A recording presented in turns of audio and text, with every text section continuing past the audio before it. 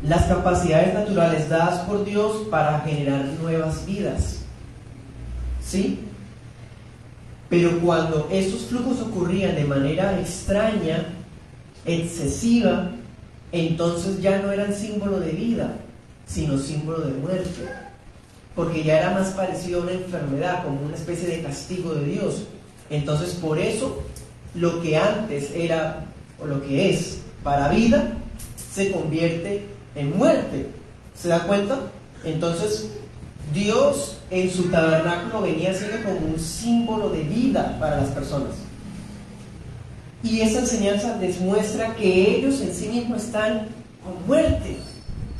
¿Se dan cuenta de la enseñanza de lo que se está mostrando acá?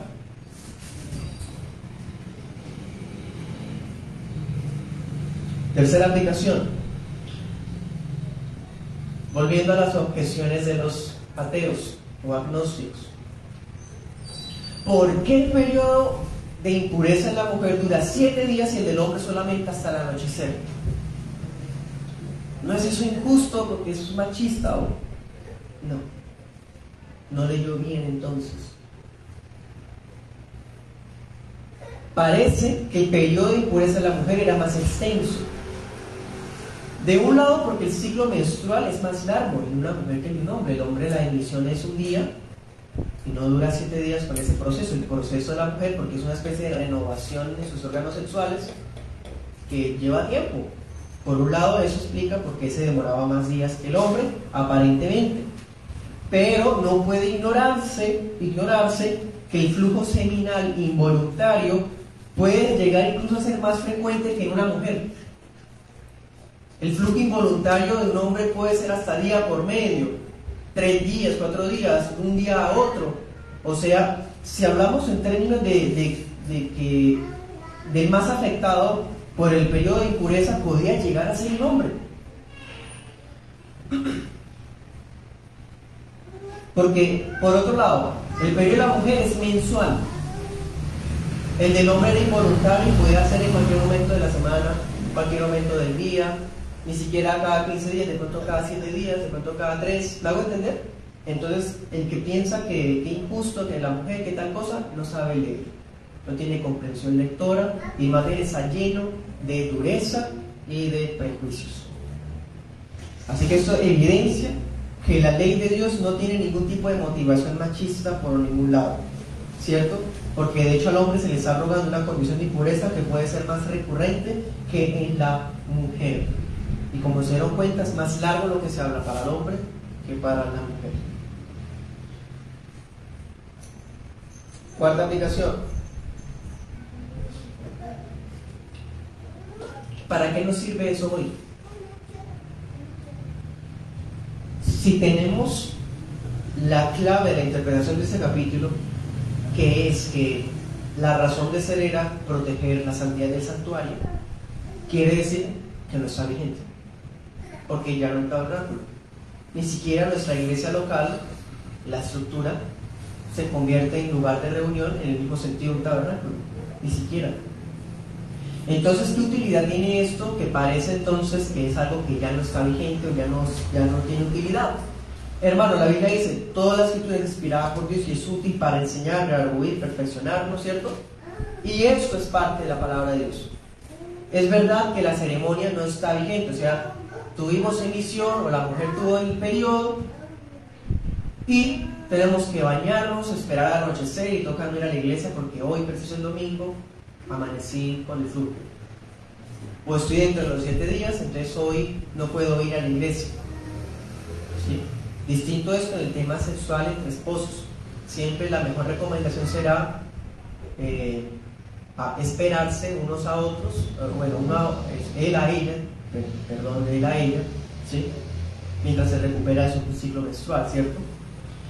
Pero por lo demás ya no hay que llevar las 2 aves, ya no hay sacerdote, ya no hay tabernáculo, ya no se tiene que contar 7 días, ¿me hago entender? No hay que ir al río para lavarnos de la inmundicia, ¿me hago entender? Pero Gálatas 5:19 anota una obra de la carne que se llama inmundicia. Quiere decir que el concepto de inmundicia sigue vigente, hermanos. Ya no ceremonialmente como se aplicaba, pero sí el pecado como tal.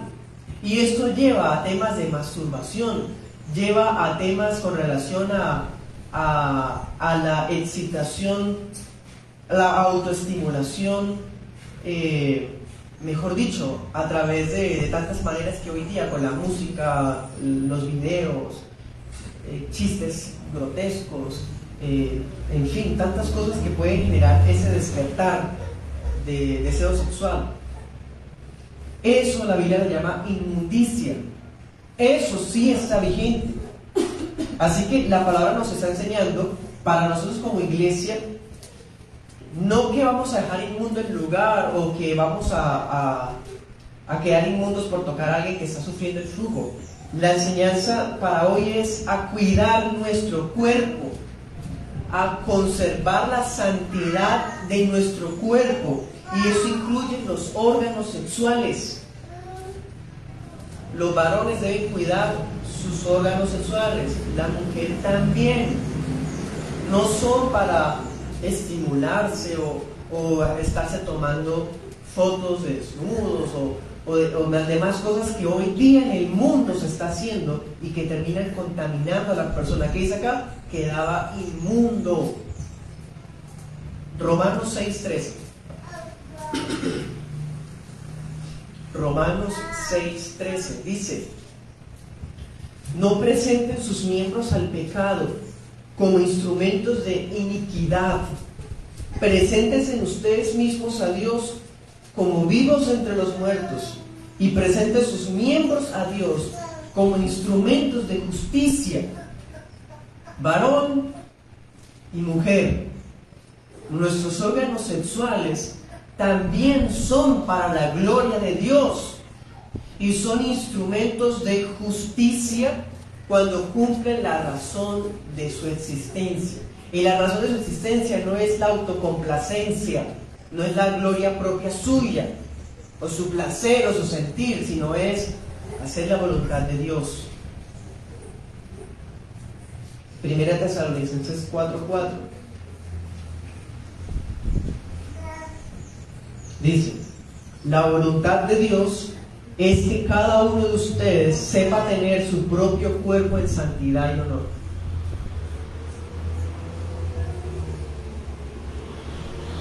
Amén.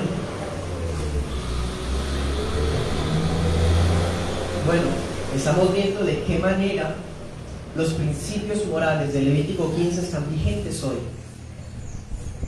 Pero hay un principio moral que hace falta por revisar.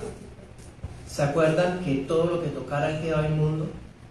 Y que cuando alguien tocaba al que estaba inmundo también quedaba inmundo.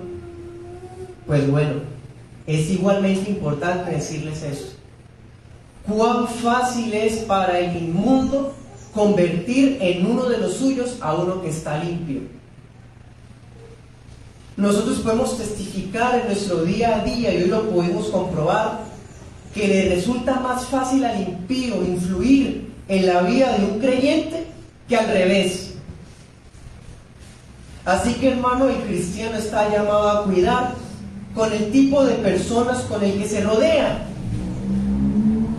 Primera de Corintios 15:33, no se engañen. Las malas conversaciones corrompen las buenas costumbres. Así que la persona no queda inmunda ceremonialmente, pero sí se evidenciará que quedará inmundo moralmente. Va a corromperse poco a poco, y eso es una evidencia de esto. ¿Qué tipo de amigos tiene usted? ¿Es capaz de relacionarse con promiscuos y promiscuas, homosexuales, fornicarios y fornicarias, y usted no le ve ningún problema? ¿Son capaces ellos de hablar y vivir sus vidas inmundas delante de usted sin ningún problema? ¿Es porque usted está viviendo igual que ellos? ¿O porque usted para ellos no representa ninguna diferencia? Así de sencillo. Cuando yo represento para ellos una diferencia, hasta el más inmundo preferirá no practicar su inmundicia delante de mí, porque yo le soy un estorbo para practicar eso, porque soy sal. Cuidado, hermano. Y última aplicación. Levítico 15 es un memorial vívido de la indignidad natural de nosotros para podernos acercarnos a Dios. Somos pecadores por naturaleza, desde nuestros primeros padres y sin distinciones de género. El hombre y la mujer son inmundos por naturaleza. Si la gracia de Dios no nos purifica, no podemos acercarnos a su presencia. Y recordemos el caso de la mujer del flujo de sangre, Marcos 5, 25 al 34. ¿Se acuerdan de ella? Bueno, ella fue una mujer que sufrió un flujo extraño. Y la Biblia nos dice que pasaron 12 años. Tuvo innumerables tratamientos y no se recuperaba. Y vino al Señor Jesús con la convicción de que sería sanada por Él con tan solo tocar el borde de su manto. Así también los inmundos y los enfermos espiritualmente, moralmente, pueden venir ante aquel que es el verdadero tabernáculo de Dios. Hoy día ya no están expulsados del tabernáculo. Hoy se les dice: el que a mí viene, yo no lo echo fuera. Si tocamos a Cristo, que es el Santísimo, Él nos dará de su justicia, de su santidad, y seremos renovados. Amén. ¿Alguna inquietud, hermanos? Pastor, antes de haber enseñado esto, por ejemplo en el caso de Jacob, cuando huía de Labán, y Labán fue a perseguirlo porque Raquel le había robado los ídolos, recuerda que Raquel se sienta y ella dice que tiene el periodo menstrual. Ellos aún, Labán respetó eso de Raquel y no la revisó, o sea, no revisó que... Más que por respeto, porque hemos visto que Labán no es un hombre que lo caracterice mucho el respeto, más es por escrúpulos, porque acuérdense que la cabalgadura también queda impura. Entonces, si él tocaba la cabalgadura o intentaba revisar donde ella estaba sentada, él también queda impuro. Entonces, más bien, él quería evitar esa suciedad. Exacto, lo que mi pregunta era de que, como esto se le está enseñando al pueblo de Israel, Labán no era hebreo, no era nada así, incluso tenía dioses. ¿Él por qué entendía esto? Porque muchas de las leyes que están en el Pentateuco, en la ley de Dios, responden a imaginarios de ese entonces. Por ejemplo, por eso les decía que el tema de la relación con la menstruosa siempre estaba prohibido, ¿sí? O sea, ya era más como de tipo de conciencia, ya la persona sentía que eso estaba mal, ¿sí? Además que tener en cuenta que siempre se veía la relación sexual como sinónimo de procreación. Entonces, en fin, a lo que voy es que todas las naciones tenían ese escrúpulo y eso se ve reflejado en la ley de Dios. Solo que la ley de Dios lo que hace es limitar, porque antes, sin ley y basado solamente en escrúpulos de cada cual, pues se corre el riesgo de exageraciones. Entonces, no sabemos qué tipo de supersticiones habría relacionadas a ese tema en ese entonces, como las hay hoy día. No, aquí la Biblia dice, no son supersticiones, ¿sí? Y si tenemos algún tipo de escrúpulo de tipo sexual que no está contemplado en la palabra, no es porque la palabra lo prohíba, es porque nosotros mismos con nuestros escrúpulos subjetivos les imponemos a la Biblia. Y lo que la Biblia está diciendo es algo muy sencillo, no es tampoco es exagerado, sino puntual. ¿Sí me entienden? Bueno, hay muchísimo más que hablar de esto, hermanos, pero vamos a dejar hasta acá. Tenemos solo 10 minutos de receso. Gracias. Vale.